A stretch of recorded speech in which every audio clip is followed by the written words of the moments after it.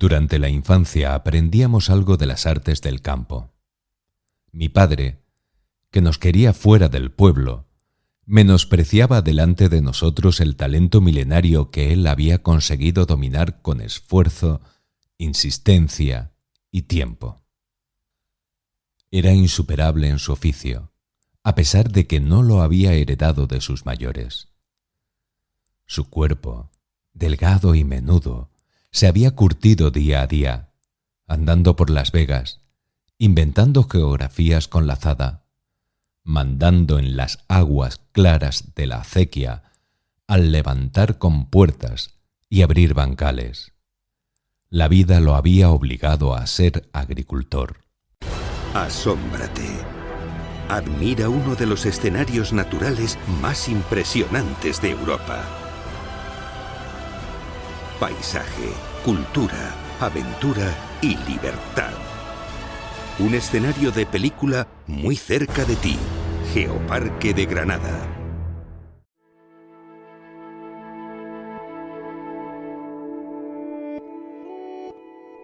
Bienvenidos y bienvenidas a este podcast de hoy, miércoles 3 de junio, un podcast que elaboramos cada día para celebrar esta cuarta semana del Geoparque de Granada. Buenas, Jesús Javier. Muy buenas, Pilar, para celebrar y conocer mejor el Geoparque de Granada, que cada día nos sorprende con algo nuevo, ¿verdad? Pues sí, cada día descubrimos algo nuevo en este territorio del Geoparque. Y hoy pues nos vamos a preguntar qué pueden tener en común dos lugares tan aparentemente distintos como la ciudad de París y el territorio del Geoparque de Granada. Te voy adelantando algo, y es que nada más y nada menos que uno de los nombres emblemáticos de la Ciudad de la Luz, Gustave Eiffel, el responsable de la torre parisina, fue también el arquitecto e ingeniero civil al que se le encargó el puente El Hacho en Alamedilla. Esta impresionante construcción ferroviaria en hierro fue diseñada por discípulos suyos bajo su supervisión directa. Pues la verdad eso es algo que se nota, porque visto de cerca, esos hierros del puente del Hacho recuerdan mucho a la torre erigida en la capital francesa para aquella exposición universal del 1889. Se trata de un lugar, si no habéis estado, que de verdad merece la pena visitar, pues para hacer fotografías, incluso si eres valiente y no tienes vértigo, para pasear sobre él y disfrutar de las impresionantes vistas que se tienen desde arriba. Y si tienes suerte, hasta puedes ver pasar un tren sobre la construcción que hay justo en paralelo y que es la que ahora mismo está en funcionamiento para el paso del tren. ¡Ulala! Bueno, pues el puente se encuentra entre las localidades de Guadortuna y Alamedilla, en la línea férrea Almería-Linares. Los trabajos de construcción del puente se realizaron entre 1893 y 1895, por lo tanto ya es una construcción centenaria. La construcción consta de 12 tramos metálicos, una longitud de 624 metros y una altura máxima de 50 metros. Y seguimos hablando de números. ¿Hasta cuándo estuvo funcionando este puente? Pues hasta el año 1978.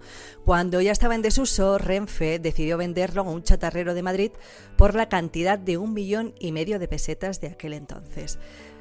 Pero aquí sucedió algo que lo cambió todo. Y es que mientras estaba un técnico tomándose algo en un bar, pasó algo, ¿verdad, Jesús Javier? Pues sí, comentó el tema entre los vecinos y uno de los vecinos, que tenía la oreja puesta, aquello le sorprendió mucho e inmediatamente se fue a la casa del alcalde y comentó lo que estaba escuchando.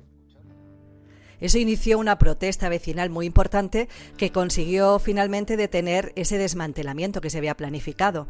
Así que el puente sigue ahí e incluso se consiguió entonces que se iniciara un expediente para declararlo monumento histórico-artístico, aunque la verdad es que ese expediente no se llegó a tramitar. Pero realmente es un puente monumental. Recuerden los datos: 50 metros de altura que llega a tener este puente de la Escuela de Eiffel. Y bueno, hay que decir que esta no es la única historia también que está asociada al puente El Hacho de Alamedilla. Y es que también hay una leyenda de amor asociada a este puente. Y otra curiosidad sobre el puente: es el puente de hierro más largo de España. Pero lo mejor, de verdad, es que es impresionante verlo de cerca y que constituye un atractivo más del territorio del Geoparque, cómo no, en este caso desde el punto de vista del patrimonio histórico y cultural de tipo industrial. Y si te parece, Jesús Javier, hoy vamos a conocer otros puntos de vista sobre el Geoparque y para eso contamos con 2 entrevistas muy interesantes. Se trata de 2 entrevistas con 2 miembros del Comité Científico y Técnico del Geoparque de Granada. Ya sabemos que el Geoparque se sustenta en la ciencia. Hoy hablaremos con Cristóbal Medialdea, técnico de medio ambiente del Ayuntamiento de Guadix, y con José Antonio Garrido, que es responsable de campo de la Estación Paleontológica del Valle del Fardes. Y después, cuando terminen estas entrevistas, nos vamos a seguir respirando Geoparque con sus paisajes. Pues vamos a ello. La base del Geoparque es la ciencia, concretamente su comité científico, y por eso hoy vamos a hablar con Cristóbal Medialdea, que es técnico de medio ambiente del Ayuntamiento de Guadix y miembro del Comité Técnico y Científico del Geoparque. Cristóbal, muy buenas, ¿qué tal? ¿Cómo estamos? Muy bien, celebrando la Semana Europea de Geoparques. Respirando geoparques, ¿no? Sí, todos los días. Todos los días. Bueno, pues uno de los aspectos que nos gustaría subrayar es la importancia de la formación. La formación en materia medioambiental resulta fundamental porque, como se suele decir, se respeta y se cuida aquello que se conoce. De ahí que se hayan puesto en marcha diversos programas de formación, de educación y de sensibilización en general.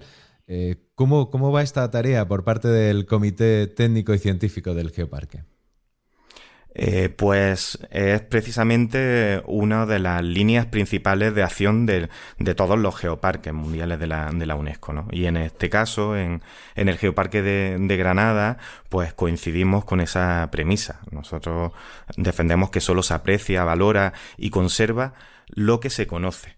Así que tenemos un programa educativo bastante completo que abarca diferentes sectores de la sociedad y intentamos que este programa educativo pues llegue desde los más pequeños hasta que están ahora mismo estudiando en los coles o en los institutos, hasta toda la población en general. Un ejemplo de ello es este mismo podcast, la Semana Europea de Geoparques, la celebración de Geolodías, y bueno, y lo que ponemos el énfasis en dar a conocer el patrimonio geológico de valor internacional que tenemos en nuestro territorio.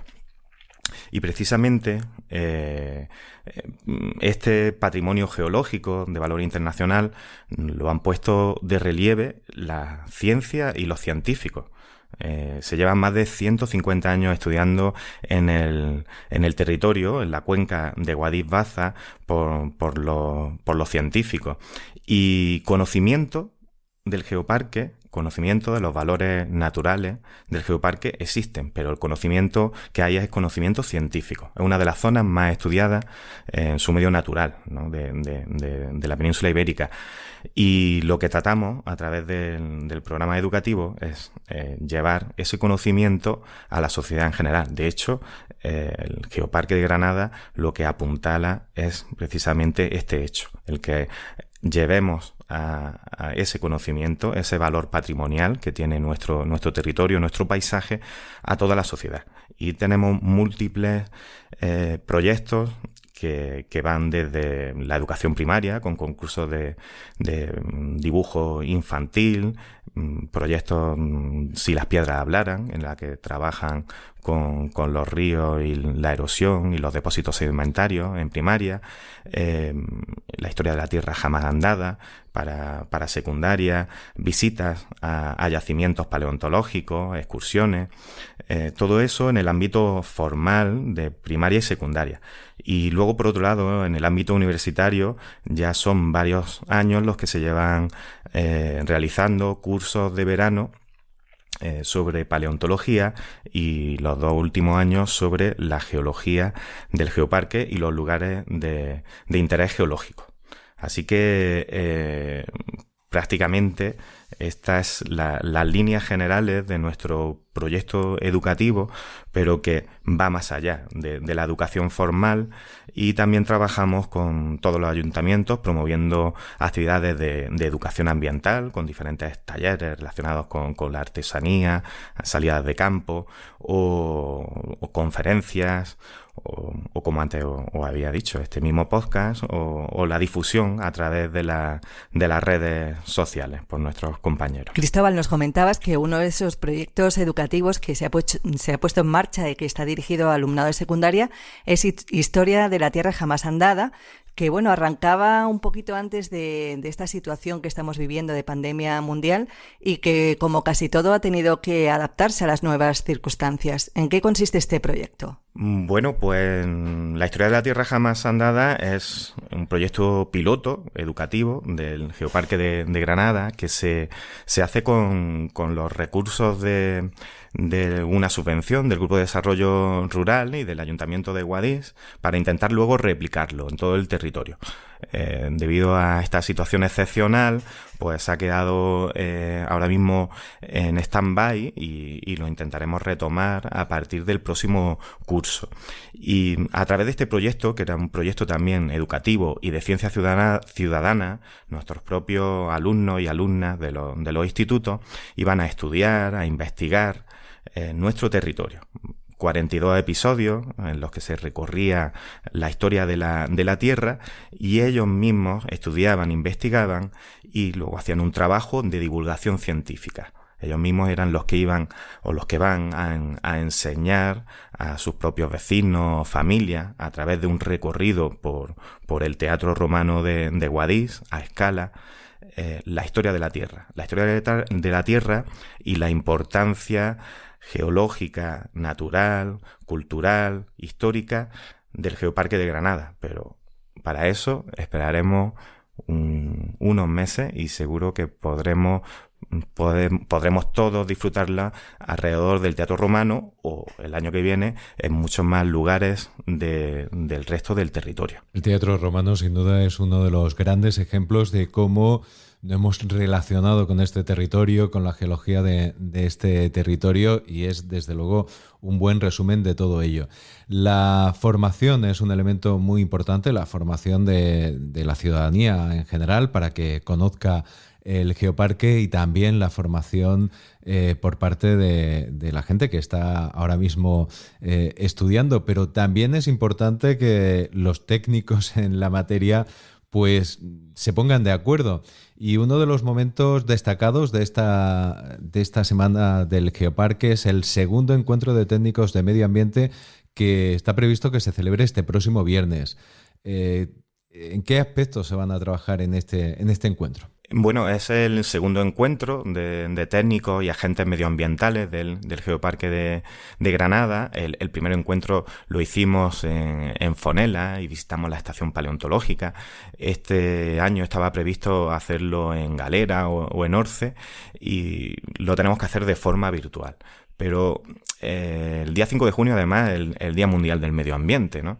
Y lo celebramos pues encontrándonos todos los agentes y los técnicos que trabajamos en esta materia en el Geoparque de Granada, que es tan importante para su conservación y su desarrollo, y abordaremos pues temas como la geología, poner al día las novedades sobre el Geoparque de Granada y los lugares de interés geológico, aspectos relacionados con la biodiversidad y la conservación del territorio, y luego las herramientas con las que podemos o disponemos desde los ayuntamientos o los servicios de protección, de protección de la naturaleza, de la Guardia Civil o los agentes de medio ambiente de la delegación provincial, las herramientas que tenemos para conservar y proteger nuestro territorio. Es un encuentro formativo, pero también es un encuentro para que hagamos una apuesta en común sobre cómo debemos actuar, que siempre lo intentamos hacer de forma coordinada y transversal, y de hecho, digamos que una de las cualidades del Geoparque de Granada es que tenemos más de 30 municipios que pertenecen a la red granadina de municipios por la sostenibilidad, y eso significa que cuentan con técnicos de medio ambiente como yo, excepcionales. Desde aquí les mando a todos pues un abrazo muy, muy fuerte, y todos están muy implicados en ello. Compartimos los conocimientos que tenemos, las herramientas, e intentamos aplicarlas en todo el territorio del Geoparque de la misma manera. Siempre son, evidentemente, buenas prácticas ambientales y basadas en la conservación y el desarrollo sostenible. Cristóbal, nos hablas de conservación del territorio y nos interesa mucho tu punto de vista como técnico, como experto medioambienal. ¿Qué usos del territorio son los más indicados en un territorio como el del Geoparque de Granada, desde el punto de vista medioambiental? Bueno, pues el Geoparque de Granada es más bien una oportunidad para este territorio. Será lo que nosotros decidamos, lo que nosotros queramos. Siempre eso es lo que hemos venido diciendo en el Geoparque de Granada. Y los usos del territorio que promueve el Geoparque, evidentemente, son los geoturísticos. No en vano, el Geoparque de Granada fue sede del último Congreso Nacional de Ecoturismo. Así que cualquier actividad vinculada al turismo de naturaleza, es fundamental para el desarrollo sostenible, para el desarrollo del proyecto del Geoparque, y es ideal, ¿no?, en este contexto. Pero también tenemos que decir que cualquier uso del territorio que se haga de forma razonada, y que no comprometa esos recursos para las generaciones futuras. Pues, por ejemplo, la agricultura y la ganadería, que son básicas, son los recursos con los que contamos en nuestro territorio, pero no cualquier ganadería o cualquier agricultura. Voy a poner dos ejemplos. Respecto a la agricultura, tenemos, si no la mayor, una de los mayores territorios productores de almendra. Y el 50% de esa producción de almendra es producción ecológica. Y es más, en nuestro territorio, a través de Albelal, se desarrolla además la agricultura regenerativa, que conserva el suelo, conserva el paisaje y da valor añadido a esos productos agrícolas. Por supuesto, la industria de transformación de esos productos agrícolas, para que la comercialización y el valor añadido de la elaboración de esos productos también se quede en el territorio.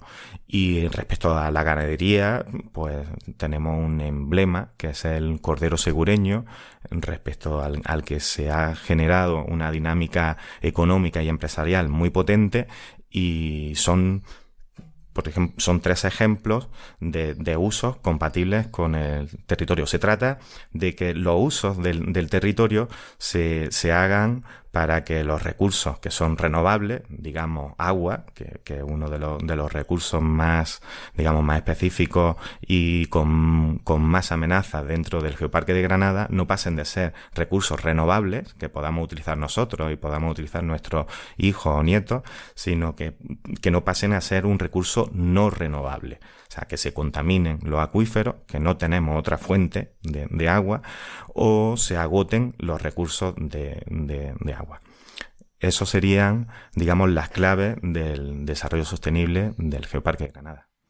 Sin duda, la ciencia, el conocimiento nos va a permitir conservar y mimar este territorio del Geoparque. Cristóbal Medialdea, muchísimas gracias. A vosotros, un abrazo.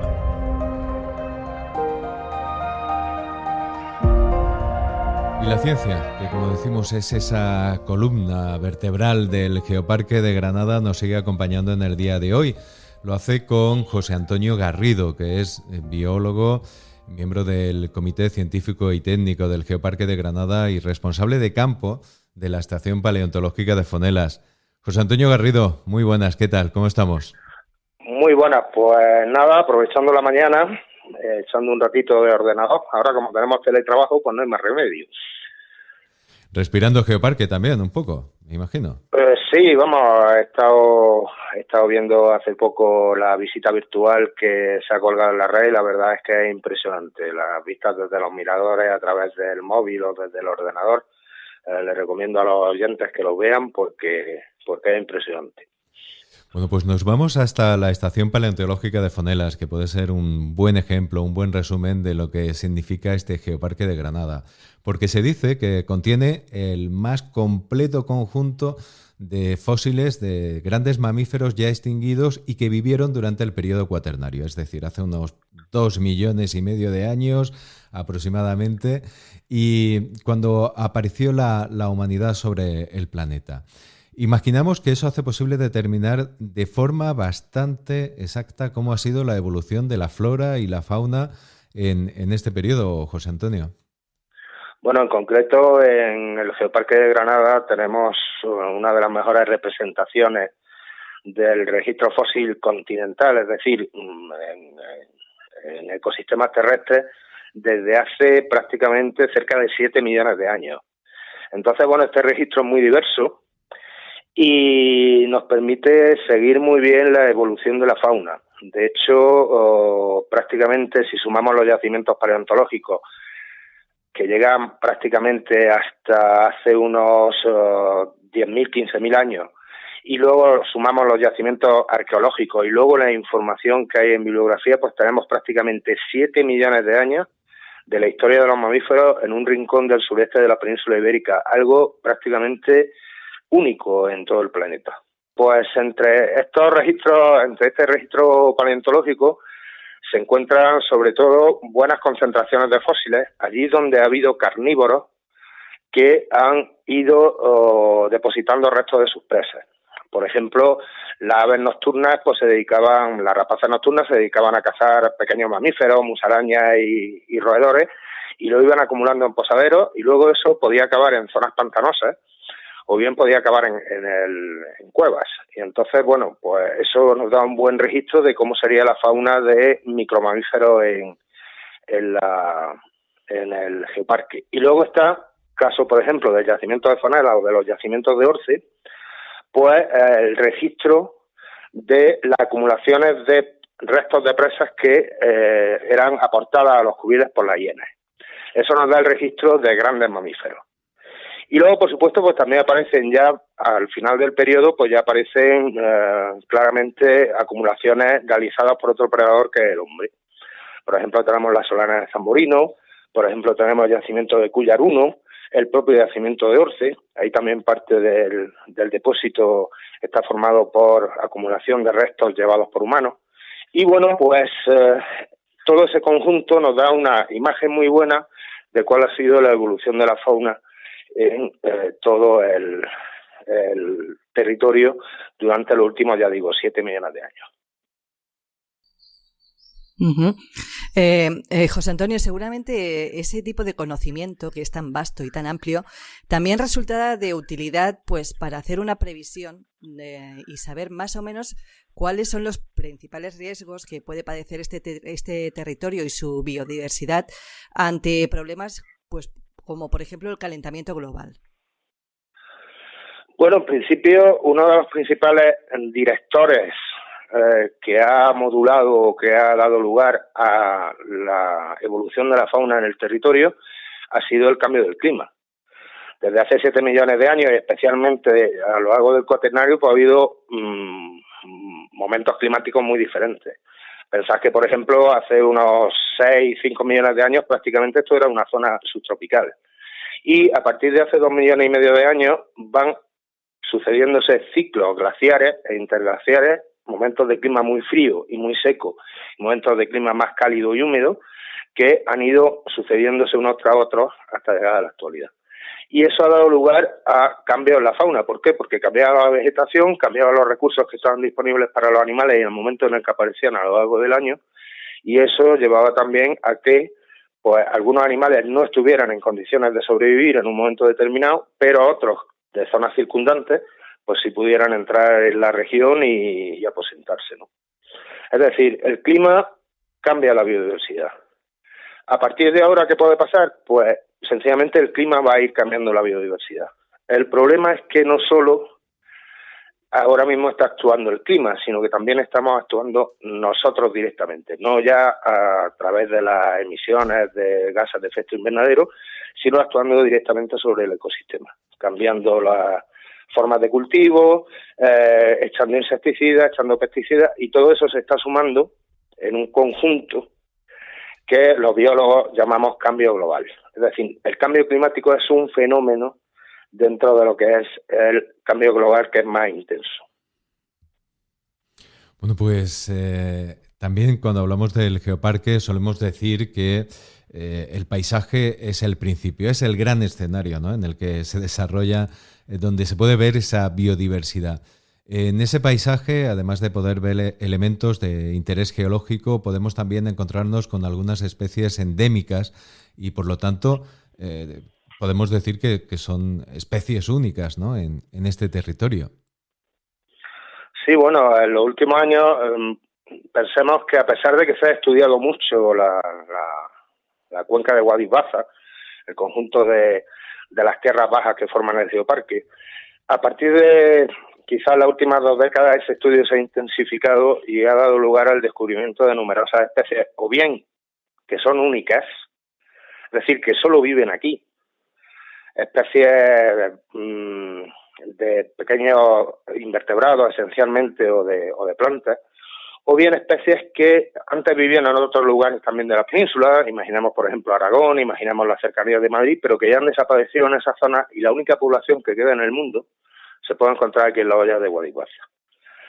Por ejemplo, la semana pasada pues estuve viendo una plantita que tenemos allí en la finca de la Estación Paleontológica del Río Fardes, se llama Clipeola ariocarpa, una plantita muy pequeña de la familia de las coles, pero actualmente esa planta, el único lugar del mundo en la cual se puede encontrar son las hoyas de Guadix-Baza. Y evidentemente, si alguna vez se da la circunstancia de que desaparezca de aquí, pues tendríamos que sumar una especie más a la lista de especies que se están extinguiendo en el planeta. Bueno, eso es una ventaja, en el sentido de que tenemos la suerte de poder ver, cuando salgamos al campo, plantas que no puede ver ninguna otra persona en el planeta fuera de aquí, pero luego también implica una responsabilidad. ¿Por qué? Porque lo mismo que los países africanos son responsables de que no se extingan los rinocerontes, nosotros somos responsables de que no se extingan estas pequeñas plantas y estos pequeños animales que viven aquí en el entorno del geoparque. Y seguramente a la hora de concienciarnos de esa responsabilidad que tenemos, es muy importante que conozcamos nuestro entorno. Para eso es fundamental la formación y la divulgación.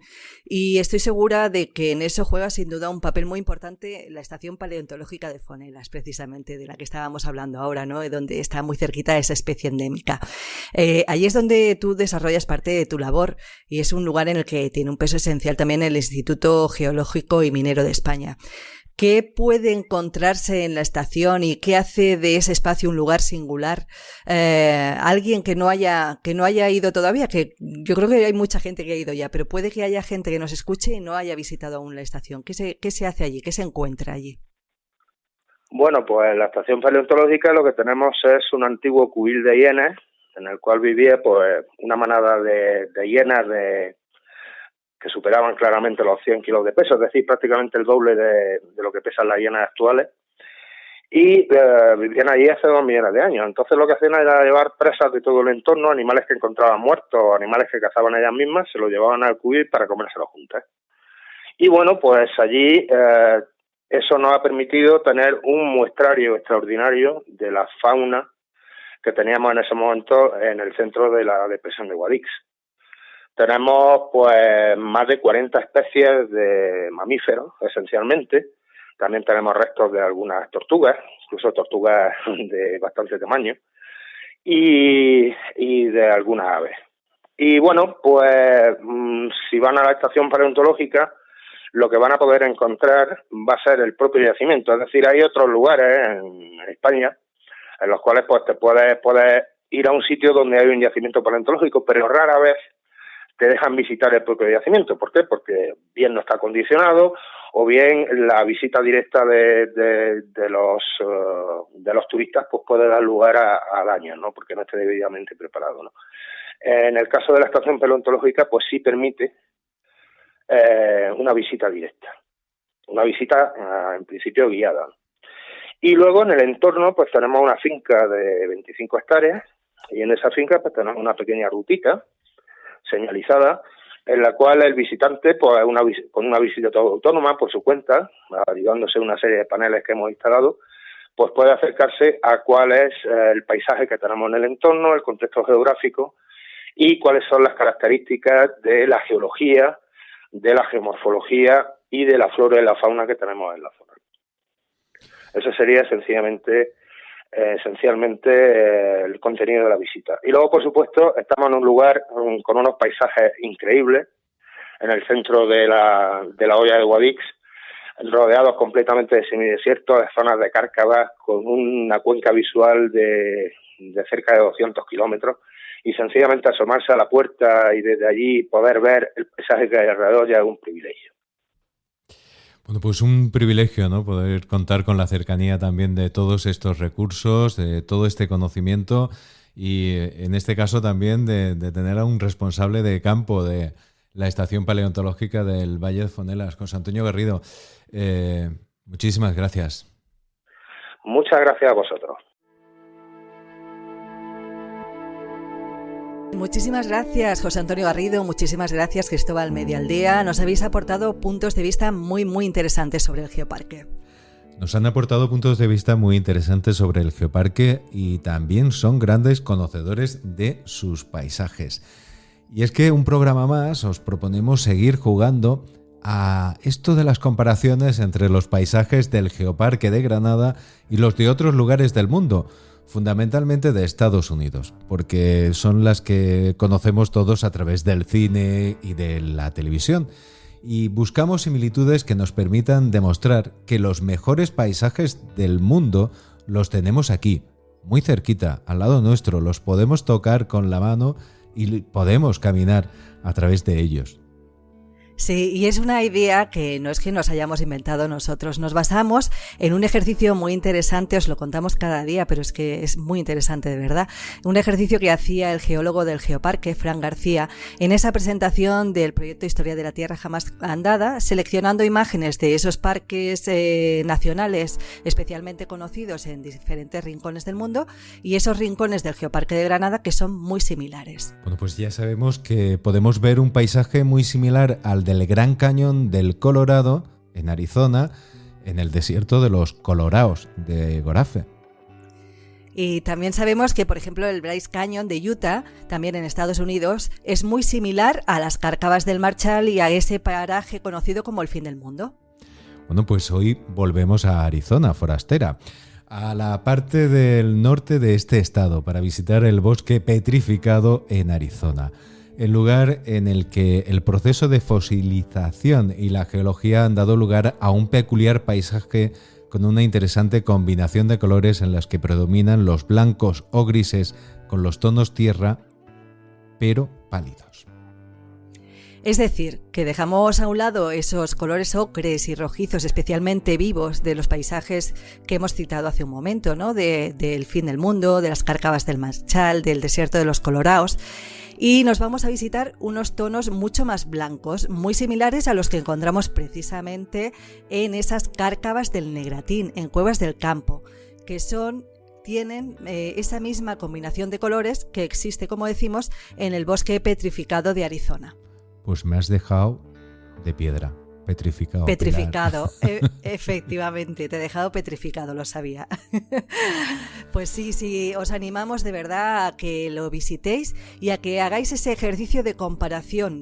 Vayáis allí a las Cárcavas del Negratín, en Cuevas del Campo, hagáis una foto y buscáis en internet imágenes del bosque petrificado en Estados Unidos y en Arizona, y veréis que son paisajes muy similares. Bueno, pues imágenes, fotografías que se pueden ver, recordamos ya la agenda del Geoparque, que se pueden ver en la exposición virtual La Identidad de la Tierra, que aún continúa a disposición de todos ustedes, y recordar también que lo pueden dibujar si son alumnado de primaria, porque sigue abierto el segundo concurso de dibujo sobre el Geoparque dirigido a alumnado de primaria. Pero tenemos también más oferta en la agenda de la semana del Geoparque. Este jueves 4 de junio hay una mesa redonda abierta a la participación ciudadana. El título es Hablamos de Geoparques. ¿Qué te gustaría saber? O sea que si queréis saber cosas sobre el Geoparque, además de escuchar este podcast que emitimos a diario, podéis participar en esa mesa redonda abierta a la participación de todo el que lo desee, que se va a hacer en directo vía Zoom y Google Meet. Para saber cómo acceder, conocer el enlace y saber en qué horario se va a hacer, lo mejor es que os vayáis a las redes sociales del Geoparque, donde vais a estar puntualmente informados de todo. Pues Pilar, atentos a esa mesa redonda, y de momento tú y yo continuamos mañana hablando del Geoparque. Y lo haremos encantadísimos como siempre. Hasta mañana, Jesús Javier. Hasta mañana. Asómbrate. Admira uno de los escenarios naturales más impresionantes de Europa. Paisaje, cultura, aventura y libertad. Un escenario de película muy cerca de ti. Geoparque de Granada.